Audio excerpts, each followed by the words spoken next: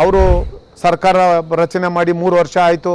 ಮಾನ್ಯ ಮುಖ್ಯಮಂತ್ರಿಗಳು ಹೇಳ್ತಾರೆ ಕಡೆ ವ್ಯಕ್ತಿಗೆ ಅಧಿಕಾರ ಸಿಗಬೇಕು ಅಂತಾರೆ. ಬರೀ ದಾಖಲೆಯಲ್ಲಿ ಅವರು ಯಶಸ್ಸು ಸಾಧಿಸಿದ್ರೆ ಸಾಕ. ಈ ರಾಜ್ಯದಲ್ಲಿ ಅವರು ಬಂದ ಮೇಲೆ ಯಾವುದಾದ್ರೂ ಒಬ್ಬ ಯುವಕನಿಗೆ ಉದ್ಯೋಗವನ್ನು ಸೃಷ್ಟಿ ಮಾಡಿದಾರಾ?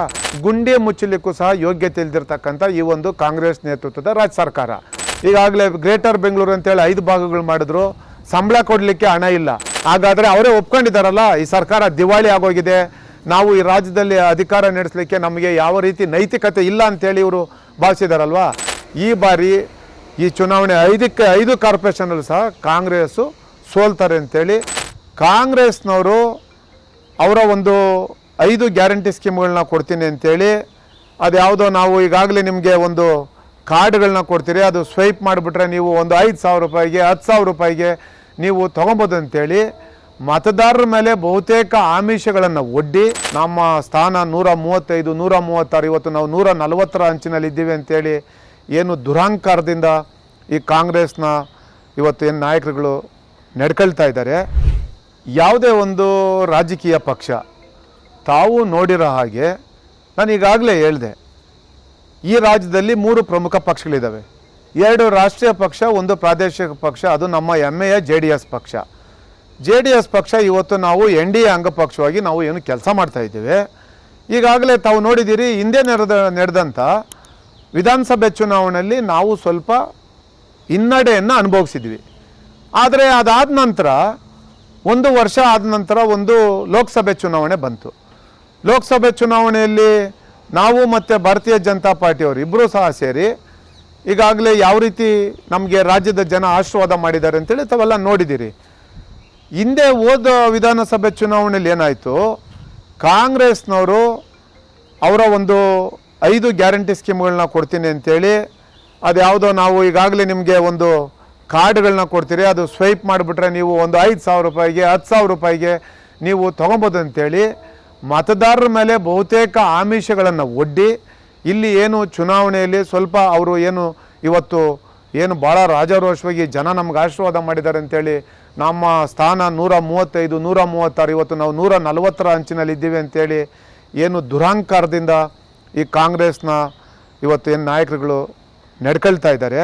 ಯಾಕೆ ನಾನು ಈ ಮಾತನ್ನು ಹೇಳ್ತಾ ಇದ್ದೀನಿ ಅಂತಂದರೆ, ತಾವು ನೋಡಿದ್ದೀರಿ ಹಿಂದೆ ಏನು ಇದೇ ಭಾರತೀಯ ಜನತಾ ಪಾರ್ಟಿಯವರು ಈ ರಾಜ್ಯದಲ್ಲಿ ಅಧಿಕಾರ ನಡೆಸ್ತಕ್ಕಂಥ ಸಂದರ್ಭದಲ್ಲಿ ಇವತ್ತಿನ ಈ ರಾಜ್ಯದ ಮುಖ್ಯಮಂತ್ರಿಗಳು, ಇವತ್ತಿನ ಈ ರಾಜ್ಯದ ಉಪಮುಖ್ಯಮಂತ್ರಿಗಳು, ಬೆಂಗಳೂರು ನಗರಾಭಿವೃದ್ಧಿ ಸಚಿವರು, ಆವತ್ತಿನ ವಿರೋಧ ಪಕ್ಷದ ನಾಯಕರು ಇದೇ ಮುಖ್ಯಮಂತ್ರಿಗಳು, ಆವತ್ತಿನ ಇದೇ KPCC ಅಧ್ಯಕ್ಷರಾಗಿರ್ತಕ್ಕಂಥ DK ಶಿವಕುಮಾರ್ ಅವರು ಆವತ್ತು ಸ್ಥಳೀಯ ಸಂಸ್ಥೆ ಚುನಾವಣೆಗಳು ನಡೆಸಲಿಲ್ಲ ಅಂತೇಳಿ ಇವರೇ ಹೋಗಿ ಚುನಾವಣಾಧಿಕಾರಿಗೆ ಒಂದು ದೂರನ್ನು ಕೊಟ್ಟಿದ್ದರು ಪಕ್ಷದ ವತಿಯಿಂದ. ಇದೆಲ್ಲ ಆದ ನಂತರ ಅವರು ಸರ್ಕಾರ ರಚನೆ ಮಾಡಿ 3 ವರ್ಷ ಆಯಿತು.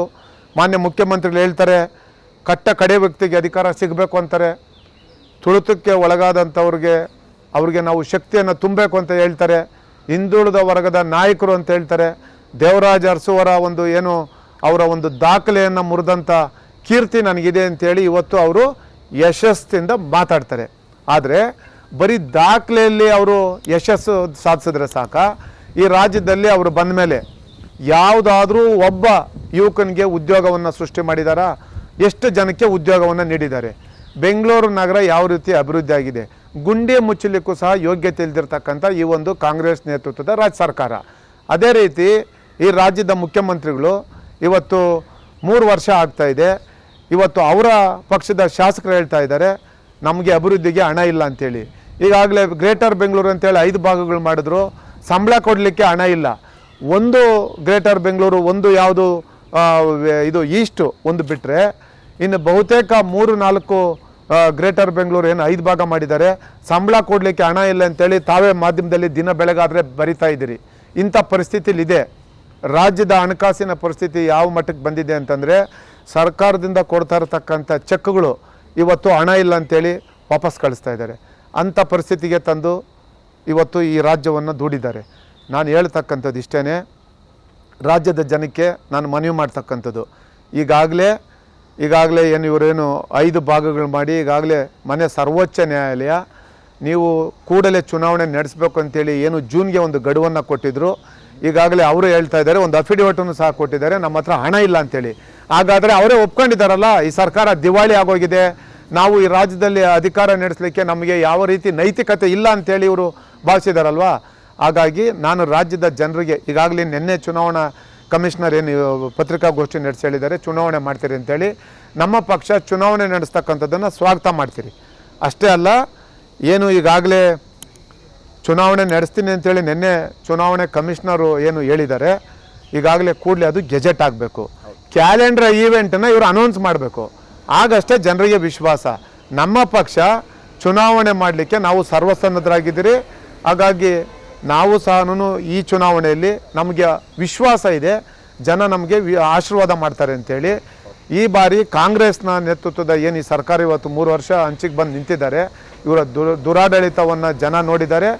ಈ ಬಾರಿ ಈ ಚುನಾವಣೆ 5 ಕಾರ್ಪೊರೇಷನಲ್ಲಿ ಸಹ ಕಾಂಗ್ರೆಸ್ಸು ಸೋಲ್ತಾರೆ ಅಂತೇಳಿ ಆ ಜನ ಆ ನಿಟ್ಟಿನಲ್ಲಿ ರೋಸ್ ಹೋಗಿದ್ದಾರೆ.